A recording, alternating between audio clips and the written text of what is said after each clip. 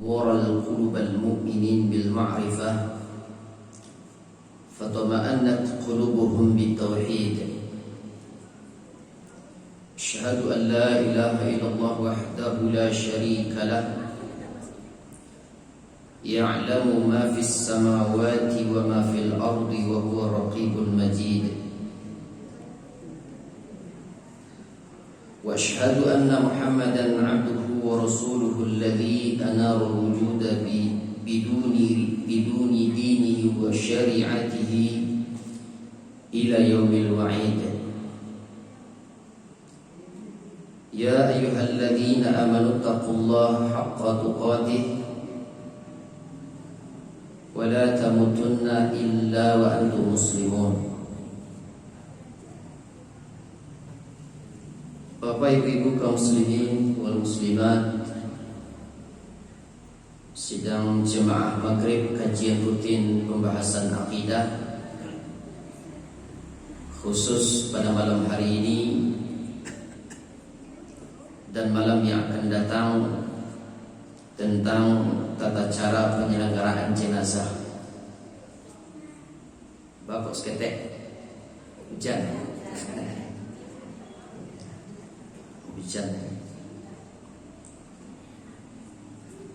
Pada malam hari ini kajian kita khusus praktek penyelenggaraan jenazah. Karena waktu kita yang sangat terbatas, jadi waktu ini pendek. Kadang-kadang ingin cepat pulang.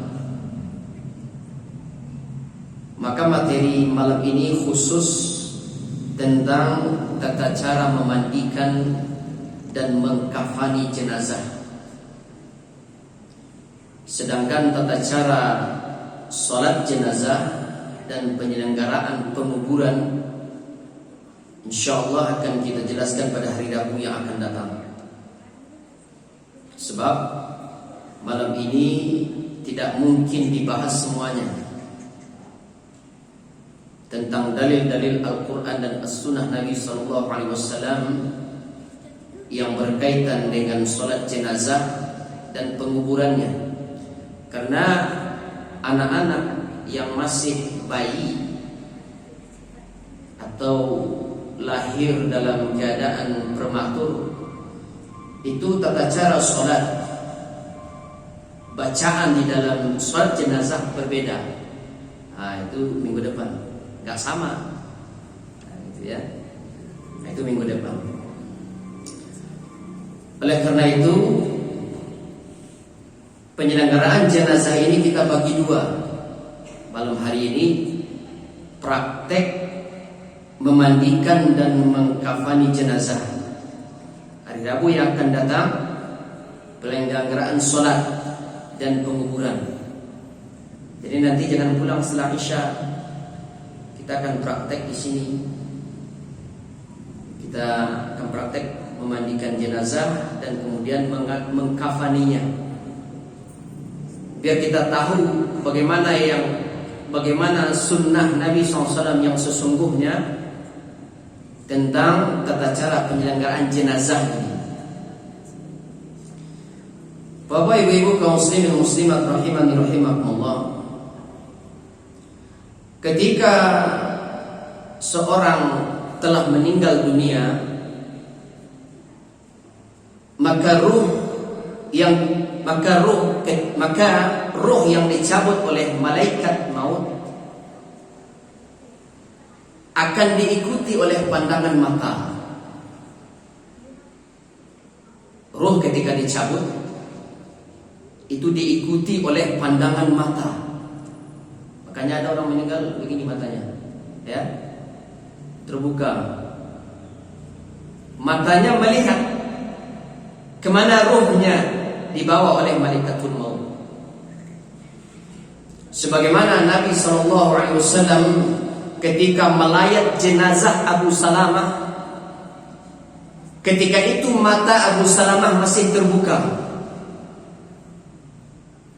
Maka Nabi SAW memejamkan mata Abu Salamah. Lalu beliau bersabda, "Inna ruha idza qubida tabi'ahul basar." Kata Nabi SAW, sesungguhnya ruh ketika dicabut, maka dia akan tabi'ahul basar, dia akan diikuti oleh pandangan mata. Rawahu Muslim. Saat itu sejumlah orang dari keluarga Abu Salamah ada yang ribut. Lalu apa kata Nabi SAW? Innal malaikata yu'minuna ala ma taqulun. Kata Nabi SAW, sesungguhnya para malaikat mengamini apa yang kalian ucapkan. Malaikat mengamini apa yang kalian ucapkan. Oleh karena itu, ucapkan kata-kata yang baik ketika ruh seorang mukmin baru saja dicabut oleh malaikatul maut. Karena malaikat mengaminkan. Kemudian Nabi SAW memejamkan mata Abu Salamah sambil membaca doa, Allahumma firli Abi Salamah, Allahumma firli Abi Salamah. Kalau doa ini dibaca untuk kita sekarang ini, ya, Allahumma firli fulan, sabihin namanya, Allahumma firli si A, si B, si C, begitu. Ini doa. Allahumma firli fulan, Allahumma firli Abi Salamah, warfa' darajatahu fil mahdiyyin. Ya Allah, berikan ampunan kepada Abu Salamah, angkatlah derajatnya ke tingkat orang-orang yang mendapatkan petunjuk. Wakhlufhu fi aqibihi fil ghabirin, gantikan dia di lingkungan keluarga yang ditinggalkannya. Waghfir lana wa lahu ya rabbal alamin. Ya Allah, berikan kepadanya ampunan dan kepada kami ampunan dan kepadanya, wahai Rabb semesta alam. Wafsah lahu fi qabrihi, lapangkan kuburnya, wa nawwir lahu fihi, dan terangilah dia di dalam kuburnya. Ini doa. Ini doa yang dibaca ketika memejamkan mata mayit, mata jenazah. Kan segitu ketika baru dicabut, matanya kan mencari, melihat ruh, kemana ruh itu dibawa. Matanya begini, tadi ucapkan Allahumma firli fulan. Bacakan doa.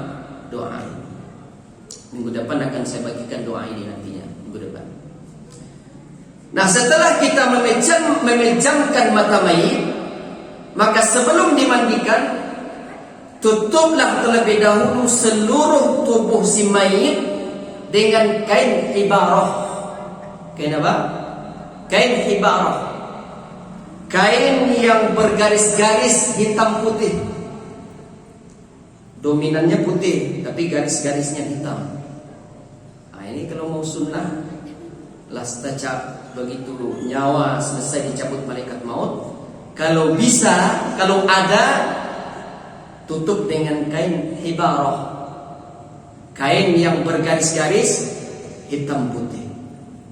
Sebagaimana kata Aisyah radhiyallahu anha bahwa Nabi SAW ketika meninggal dunia, beliau ditutup dengan kain hibarah.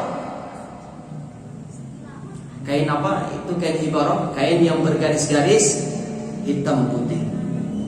Ketika Nabi SAW meninggal dunia, beliau ditutup dengan kain hibarah. Anna Rasulullah SAW hina nuwfiya sujjiya bi burdin hibarah. Kata Aisyah bahwasanya Nabi SAW meninggal dunia. Ketika meninggal dunia, beliau ditutup dengan kain hibarah, kain yang bergaris-garis hitam putih. Putihnya lebih banyak, kain putih tapi garis-garis hitam. Nah, kain putih tapi garis-garis yang bergaris hitam, garis hitam banyak, itu kain ibarah namanya. Jadi tutup mayit yang baru saja meninggal dunia dengan kain putih yang bergaris-garis hitam putih, yang bergaris-garis hitam putih. Siapkan. Kalau lebih sawat siapkan di rumah ya siapkan. Siapkan kain itu, simpan. Kalau mau ikut sunnah, kalau mau mengikuti tata cara yang dicontohkan oleh Nabi SAW, kita berpahala, mayit juga diberikan pahala oleh Allah Subhanahu wa taala. Mayitnya juga dapat pahala karena meninggalkan orang yang telah mengikuti sunnah Nabi SAW. Jadi tutup dengan kain ibarah. Kecuali kalau orang yang meninggal dunia itu adalah orang yang sedang berihram, maka tidak perlu ditutup. Tidak perlu ditutup. Begitu juga nanti mengkafaninya, tidak perlu ditutup kepalanya dan juga wajahnya kalau meninggal dalam keadaan berihram. Karena seorang laki-laki yang meninggal dunia ketika berihram, maka dia akan dikafani dengan dua helai kain yang dia gunakan ketika ihram, ketika berihram. Sebagaimana kata Nabi SAW, kafani dia dengan dua kain, dengan dua helai kain yang dia pakai. Dan jangan kalian melumurinya dengan wangi-wangian. Dan jangan kalian menutup kepalanya dan juga wajahnya, kata Nabi SAW. Kenapa? Karena kata Nabi SAW, فَإِنَّهُ يُبْعَثُ يَوْمَ الْقِيَامَةِ مُلَبِّيًا. Karena kata Nabi SAW, sesungguhnya dia akan dibangkitkan pada hari kiamat dalam keadaan bertalbiyah. Dalam keadaan bertalbiyah. Labbaik Allahumma labbaik, la syarika labbaik Allahumma labbaik, labbaik la syarika labbaik, innal hamda wal ni'mata lak wal mulka la syarika lak. Talbiyah. Ini bacaan talbiyah. Seorang muslim yang meninggal dunia dalam keadaan berihram, nanti pada hari kiamat dia akan dibangkitkan dalam keadaan membaca talbiyah. Karena orang yang akan berangkat haji atau umroh, sebelum dia sampai di miqat, dia sudah mandi ihram. Dia sudah mandi ihram dan memakai 2 lembar kain. Tapi ini khusus untuk laki-laki. Satu kain digunakan sebagai sarung, satu kain yang lainnya digunakan untuk penutup badan bagian atas. Ini khusus laki-laki. Berbeda dengan pakaian perempuan.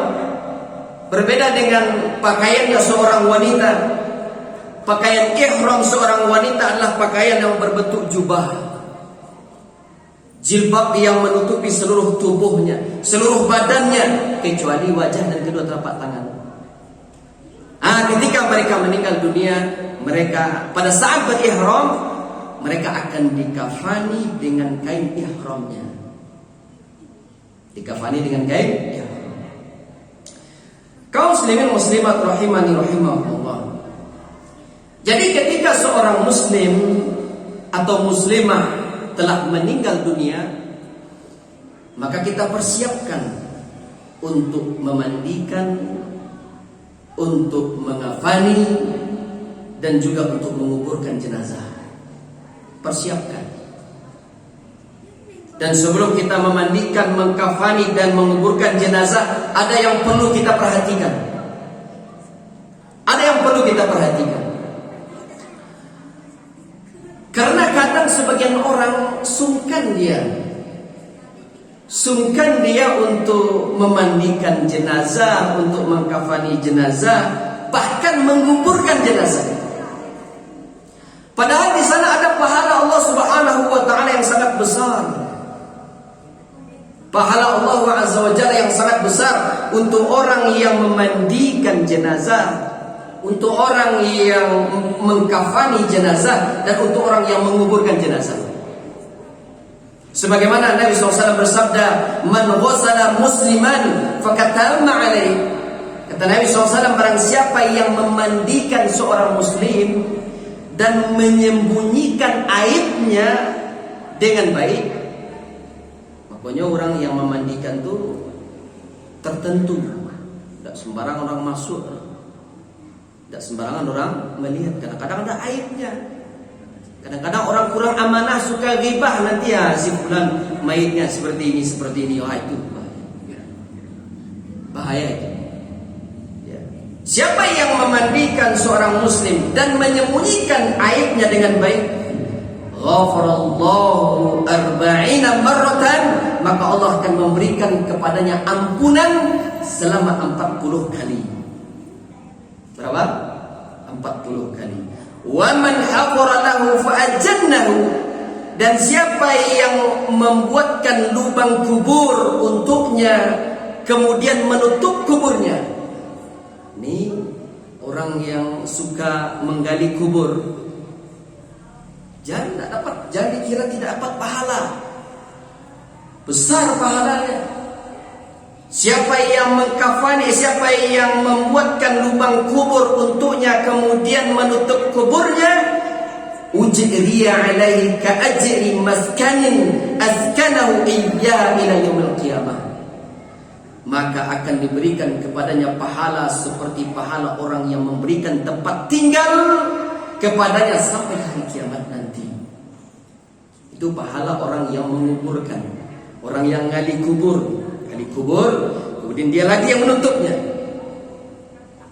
Biasa pahala orang yang biasa gali kubur, kalau dia niatkan untuk mencari pahala Allah Subhanahu wa taala, untuk mengharapkan pahala Allah Subhanahu wa taala. Wa man kaffanahu, siapa yang mengkafaninya, siapa yang mengkafaninya, kasahu Allah yaumal qiyamati min sundusin wa istibraqil jannah. Siapa yang mengkafaninya, maka Allah akan memakaikan kepadanya pakaian sundus dan pakaian istibrak surga. Pakaian sundus dan pakaian istibrak surga kepadanya pada hari kiamat. Pakaian sundus itu sutra tipis, kain sutra tipis dari surga. Istibrak itu pakaian sutra tebal dari surga. Pakaian sutra tipis dan sutra tebal dari surga akan dipakaikan kepadanya nanti pada hari kiamat. Orang yang biasa mengkafani jenazah, ini pahala. Ini pahala untuk orang yang biasa memandikan jenazah, pahala untuk orang yang biasa membuatkan lubang kubur untuk jenazah, pahala untuk orang yang biasa mengkafani jenazah. Gak ada pahalanya, besar pahalanya. Apalagi kalau memandikan jenazah, membuatkan lubang kubur untuk jenazah dan mengkafani jenazah itu sesuai dengan sunnah, sesuai dengan tata cara yang dicontohkan oleh Nabi SAW, maka pahalanya akan lebih besar. Pahalanya akan lebih besar insyaallah Subhanahu wa taala. Kaum muslimin wal muslimat rahimani rahimakumullah. Sebelum kita memandikan jenazah, ada yang perlu kita perhatikan. Nanti awak uraikan satu persatu. Nanti saya uraikan, mulai dari A sampai Z. Kesimpulan kajian. Nah, sebelum kita memandikan jenazah, ada yang perlu kita perhatikan. Pertama, hendaknya orang yang memandikan jenazah itu adalah orang yang berilmu, orang yang alim di atas sunnah. Kalau ada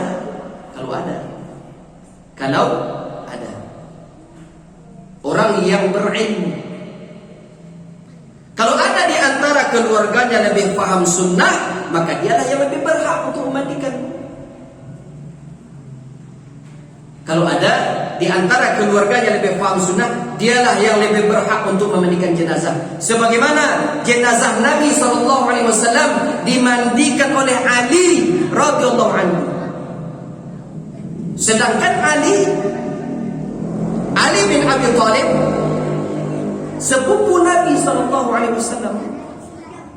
Beliau sepupu Nabi dan juga sekaligus menantunya Nabi SAW. Ali itu anak mamaknya Rasul. Anak mamak yo, binantu yo. Gitu. Ali. Beliaulah yang memandikan jenazah Nabi SAW.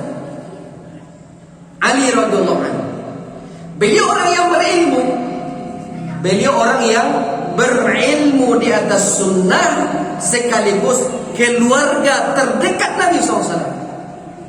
Sebagaimana apa kata Ali radhiyallahu anhu, ghazaltu Rasulullah sallallahu alaihi wasallam, kata Ali. Ghazaltu Rasulullah sallallahu alaihi wasallam. Aku yang memandikan jenazah Rasulullah sallallahu alaihi wasallam, kata Ali radhiyallahu anhu. Rawahu Ibnu Majah. Oleh karena itu, jenazah laki-laki hanya boleh dimandikan oleh laki-laki. Ya. Jenazah laki-laki hanya boleh dimandikan oleh laki-laki, dan jenazah perempuan hanya boleh dimandikan oleh perempuan. Ya. Jenazah laki-laki hanya boleh dimandikan oleh laki-laki, dan jenazah perempuan hanya boleh dimandikan oleh perempuan. Sebagaimana Zainab, lihat ini. Lihat ini ilmu ya. Ini yang orang merasa aneh nantinya. Lihat Zainab. Sebagaimana Zainab radhiyallahu anhu, putrinya Nabi SAW. Zainab putrinya Nabi SAW. Ketika meninggal dunia, Zainab putrinya Nabi SAW ketika meninggal dunia, maka kami yang memandikan, kata Ummu Atiyah. Kami yang memandikan, kata Ummu Atiyah radhiyallahu anha. Sedangkan Nabi SAW menunjukkan dari luar. Kami yang memandikan, kata para ummahat, kata ibu-ibu. Rasul nunggu di luar, menunjukkan dari luar. Sebagaimana Ummu Atiyah menceritakan, dakhala alaina an-nabiy sallallahu alaihi wasallam wa nahnu nawsilu binatahu Zainab. Faqala, kata Ummu Atiyah, Nabi SAW masuk. Nabi SAW masuk ketika kami sedang memandikan jenazah putrinya Zainab. Rasul masuk. Apa kata Nabi SAW? Dari luar. Tak masuk Rasul. Kau anak kandungnya tu. Anak kandungnya Rasul, Zainab, sudah balik, meninggal. Apa kata Nabi SAW? Dari luar. Apa kata Nabi SAW? Beliau tidak ikut memandikan putrinya. Beliau tidak ikut memandikan jenazah putrinya. Apa kata Nabi SAW? Ighsilnaha thalathan aw khamsan aw sab'an. Kata Nabi SAW dari luar, beliau tidak ikut memandikan jenazah Zainab. Mandikan dia 3 kali, 5 kali, atau 7 kali. Anak-anak sedikit di ini jam suaranya. Mandikan dia 3 kali, mandikan dia 5 kali, mandikan dia 7 kali. Au aktsara min dzalika in ra'aitunna dzalik, atau lebih dari bilangan itu, lebih dari 7 kali, bisa 9 ganjil 11 kalau kalian memandangnya perlu, kata Nabi SAW. Bima'in wa sadrin, dengan menggunakan air dan daun bidara. Daun apa? Daun bidara. Ada tuh daun bidara nanti saya lihat. Dengan menggunakan air dan bidara. Fa idza farahtanna fa'adhinnani, kata Nabi SAW. Kalau kalian sudah selesai memandikan jenazah Zainab, beritahukan aku, kata Nabi SAW. Beritahukan aku. Nah, di dalam hadis ini Nabi SAW tidak ikut memandikan jenazah putrinya. Rasul tidak ikut memandikan jenazah putrinya, putri kandung itu, anak kandung. Rasul tidak ikut. Makanya tidak boleh seorang ayah memandikan jenazah putrinya yang sudah balik. Tidak boleh. Tidak boleh seorang ayah memandikan jenazah putrinya yang sudah balik. Dan tidak boleh seorang laki-laki memandikan jenazah ibunya. Tidak boleh. Begitu juga sebaliknya. Tidak boleh seorang wanita memandikan jenazah ayahnya. Dan tidak boleh seorang ibu memandikan jenazah anak laki-lakinya yang sudah balik. Tidak boleh. Dan tidak boleh seorang laki-laki memandikan jenazah saudara perempuannya yang sudah balik. Begitu juga sebaliknya. Tidak boleh seorang perempuan memandikan saudara laki-lakinya yang sudah balik. Tidak boleh. Paham? Tidak boleh ayah kandung memandikan anak gadingnya yang jenazah anak gading yang sudah balik. Tidak boleh. Yang boleh hanya seorang suami memandikan jenazah istrinya. Boleh. Seorang suami boleh memandikan istrinya, boleh. Baik ketika hidup, apalagi ketika sudah meninggal dunia, tak ada masalah. Begitu juga sebaliknya. Seorang istri boleh memandikan suaminya, baik ketika hidup atau juga sudah meninggal dunia. Kenapa? Karena antara seorang suami dengan istri tidak ada batasan aurat. Tidak ada batasan aurat. Kalau kita dengan ibu kandung kita ada batasan aurat, nggak boleh kita lihat, nggak boleh mencari hal-hal yang terlarang dari seorang ibu kita. Tidak boleh. Kecuali rambut tidak ada masalah. Rambut tidak ada masalah. Yang terlarang mulai dari dada sampai ke bawah, haram hukumnya, tidak boleh.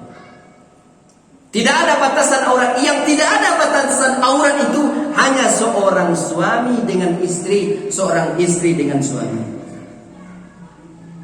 Tidak ada batasan auratnya. Boleh ketika istrinya meninggal, suaminya yang meninggal. Boleh. Kalau dia bisa, kalau dia paham, atau istrinya paham, mengerti sunnah memandikan jenazah, boleh dia mandikan suaminya kalau dia meninggal dunia.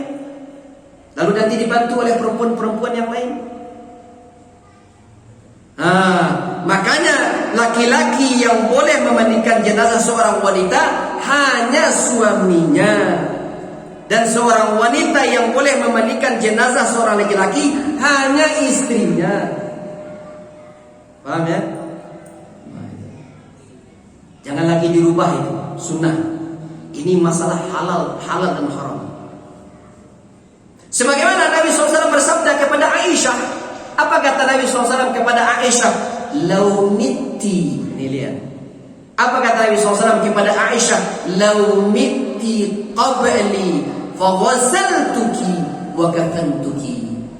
Kata Nabi SAW kepada Aisyah, seandainya kamu meninggal dunia sebelum saya, kata Nabi SAW, aku akan memandikan kamu dan mengkafanimu.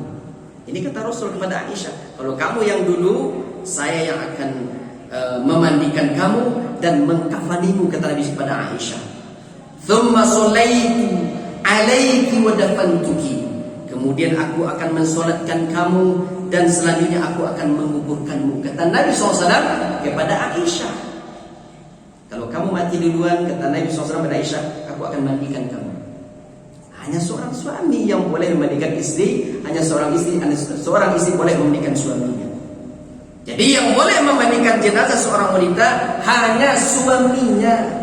Dan seorang wanita boleh memandikan jenazah seorang laki-laki kalau jenazah itu adalah suaminya. Selain itu tidak boleh. Ya, selain itu tidak boleh. Sebagaimana Nabi SAW tidak ikut memandikan jenazah putri kandungnya sendiri, yaitu Zainab. Nah, paham ini ya? Paham sampai di sini? Siapa yang akan memandikan? Yang berhak memandikan. Siapa yang berhak memandikan jenazah? Jelas ya. Nah, adalah perempuan dengan perempuan, laki-laki dengan laki-laki. Nah, tapi boleh seandainya ibu-ibu ada anaknya yang paham sunnah, boleh tunjukkan dari luar. Nah, begini, itu orang tak paham, tapi ibu-ibu yang memandikan. Ibu-ibu yang memandikan wanita. Boleh ditunjukkan dari luar, tunjukkan begini. Nah, oleh anaknya kalau dia tahu sunnah, atau orang lain, atau ada ustadz di situ, ustadz ini ustadz itu tunjukkan dari luar, begini. Nah, tapi nanti mengkafani kalau sudah tertutup dengan kain boleh dibantunya. Nah, ketika Nabi SAW tidak ikut memandikan Zainab, Nabi SAW mengatakan, "Ighsilnaha thalathan aw khamsan aw sab'an." Mandikan dia 3 kali, 5 kali, atau 7 kali. Aw aktsara min dzalika in ara'aytunna dzalik, atau lebih dari bilangan itu kalau kalian memerlukannya. Bima'in wa sidrin, dengan menggunakan air dan daun bidara. Air yang digunakan adalah air dingin. Air yang digunakan untuk memandikan jenazah, air dingin yang dicampur dengan daun bidara. Daun bidara, tahu daun bidara?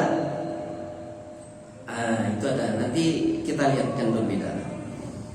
Air dingin dicampur dengan daun bidara. Kenapa daun bidara? Karena daun bidara adalah daun yang sangat wangi. Kemudian dia adalah daun yang disunnahkan oleh Nabi SAW.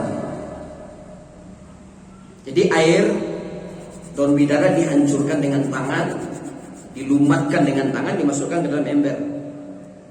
Ya, daun bidara itu. Makanya tanam tuh daun bidara nanti di kampung itu, tanam. Ya, dimasukkan ke dalam ember. Akan tetapi kalau tidak ada daun bidara, seandainya tidak ada daun bidara, ya boleh diganti dengan sabun, boleh. Tidak lucu Ustaz, tidak usah di sabun, boleh diganti dengan sabun. Tapi saya menyarankan kepada jemaah untuk bisa menanam pohon bidara di kampung kita ini. Tanamlah, karena sudah banyak yang nanam. Di Alam Panjang ada, di Pondok Al-Mukhtar, di Solo sudah banyak, apalagi di Padang. Sudah banyak orang-orang yang ngaji sunnah sudah menanam pohon bidara di rumahnya, di kebunnya. Saya menyarankan supaya menanam itu agar bisa digunakan untuk memandikan jenazah. Kemudian bisa juga digunakan untuk pengobatan dari penyakit sihir dan guna-guna dukun. Bisa. Orang dukun gak berani dia megang daun bidara. Kalau bisa ditanam maka usahakan untuk menanamnya. Sebab ketika Nabi SAW melihat pohon Sidratul Muntaha, pohon Sidratul Muntaha. Ketika Nabi SAW melihat pohon Sidratul Muntaha di langit yang ketujuh, daunnya seperti telinga gajah. Daunnya seperti telinga gajah. Wa rufi'at li Sidratul Muntaha fa idza namiquha ka'annahu qilalu hajar. Kata Nabi SAW, aku melihat pohon Sidratul Muntaha di langit ketujuh. Buahnya seperti daerah hajar. Wa waraquha ka'annahu adhanul fuyul, kata Nabi SAW. Dan daunnya seperti al-fuyul, telinga gajah.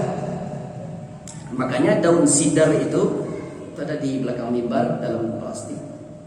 Daun sidar itu yang dari Arab, daun sidar Arab, daunnya berbentuk bulat, bentuk telinga gajah. Ada juga yang oval, panjang ada. Tapi kalau daun bidara Arab, nah sekarang sudah banyak yang nanam, itu bulat seperti telinga gajah. Daunnya sangat wangi untuk memandikan jenazah. Jadi usahakan ditanam. Banyak sekarang di Tokopedia ada orang jual, bisa dibeli online. Di Tokopedia. Lalu kita tanam tampangnya di sini. Lalu dia ditakuti oleh jin. Nah, orang dukun takut tuh dengan daun bidara. Orang dukun tokok dengan daun bidara itu. Iya.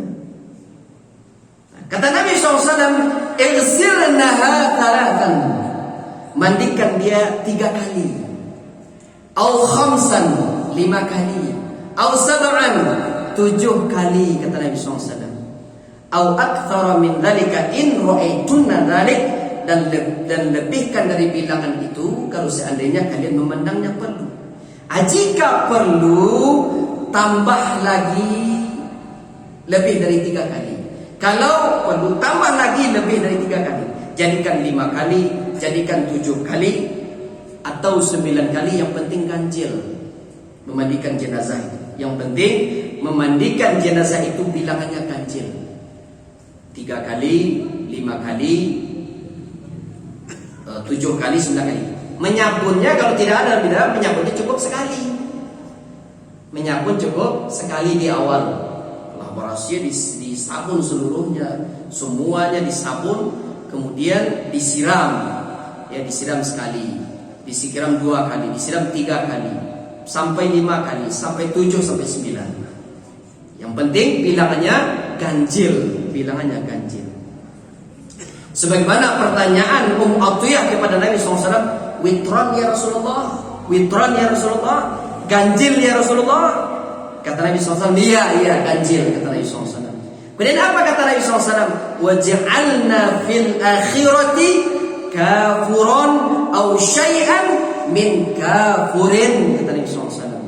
Setelah itu campurkan pada akhir pemandiannya dengan kapur barus. Dengan apa? Kapur barus. Nah, jadi kalau awak menyiram mayit 2-3 kali, maka siraman yang ketiga dengan air kapur barus. Air apa? Kapur barus. Kapur barus digiling sampai lumat, hancur, masukkan ke dalam air. Jadi disiapkan itu 1 ember air yang dicampur dengan kapur barus. Itu siraman yang terakhir. Kalau 3 kali disiram, siraman terakhir dengan kapur barus. Jadi bilang terakhir pemandian jenazah dengan kapur barus. Atau airnya juga dicampur dengan wangi-wangian, boleh.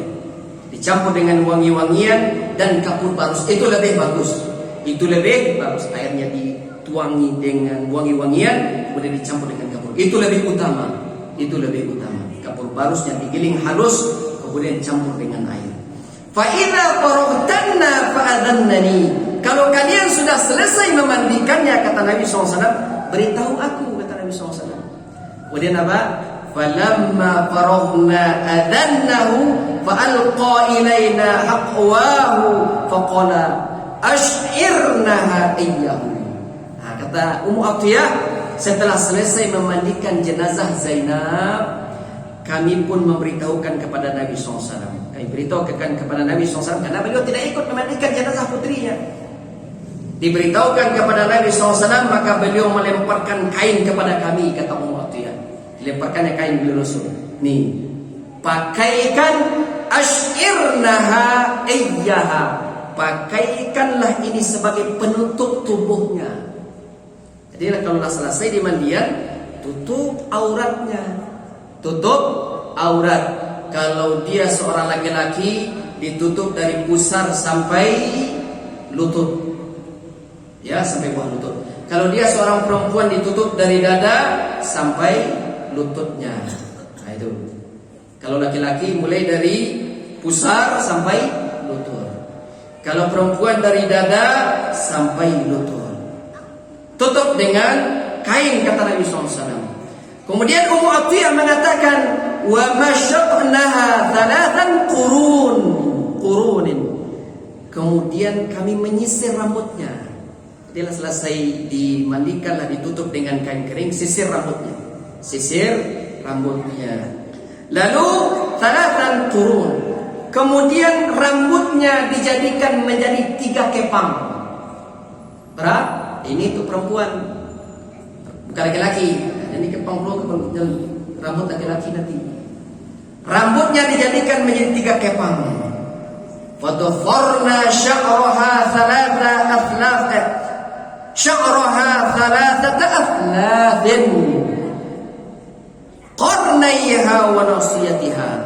Kata Ummu Atiyah, kami mengepang rambutnya, kami kepang rambutnya menjadi 3 kepang. 2 kepang ada di sisi kanan, yang 1 kepang di sisi kiri, dan yang 1 kepang di ubun-ubunnya. Wa alqainaha khalfaha, lalu kami meletakkan di belakang kepalanya. Kepang itu ada ibu. Mengepang itu dijalin. Ibu-ibu dulu ketika tahun-tahun dulu semua jalin rambut kan? Jalin rambut yang di tengah. Ini untuk wanita. Jalin rambutnya yang di tengah, yang di ubun-ubun. Jalin yang tengah, kemudian jalin yang sebelah kanan. Nah, sudah dijalin yang sebelah dijalin yang tengah, kemudian diikat dengan karet. Setelah dijalin ikat dengan karet. Begitu juga yang sebelah kanan, jalin ikat dengan karet. Sebelah kiri itu juga jalin ikat dengan karet. Lalu letakkan di belakang kepalanya. Paham? Nah, ini untuk wanita, ini untuk perempuan. Dijadikan rambutnya menjadi 3 kepang. Dijalin. Yang sebelah kanan dan sebelah kiri, kemudian diubun-ubun, lalu diletakkan di belakang kepalanya. Kemudian apa kata Nabi SAW? Ibda'na biyaminiha wa mawadhi'il wudu'i minha. Kata Nabi SAW, mulailah dengan anggota tubuhnya yang kanan dan anggota wuduknya. Kemudian memandikan jenazah itu dimulai dari yang sebelah kanan. Sebelum itu diwudukkan terlebih dahulu. Nah, jadi memulai memandikan jenazah, anggota tubuhnya yang sebelah kanan dulu. Atau anggota tubuhnya yang biasa dipakai ketika dibasuh ketika wudhu. Nah, kalau jenazah itu adalah perempuan, rambutnya dibuat menjadi 3 kepang, kemudian diletakkan di belakang tubuhnya bagian atas di sini. Bagaimana kita mengurutnya supaya paham? Faedah dari hadis ini tentang tata cara mandikan jenazah. Pertama, jenazah diletakkan di tempat pemandian. Itu pertama dulu. Nah, ini urutannya. Jenazah diletakkan di atas pemandian dengan ruangan tertutup. Jangan nampak orang. Ya.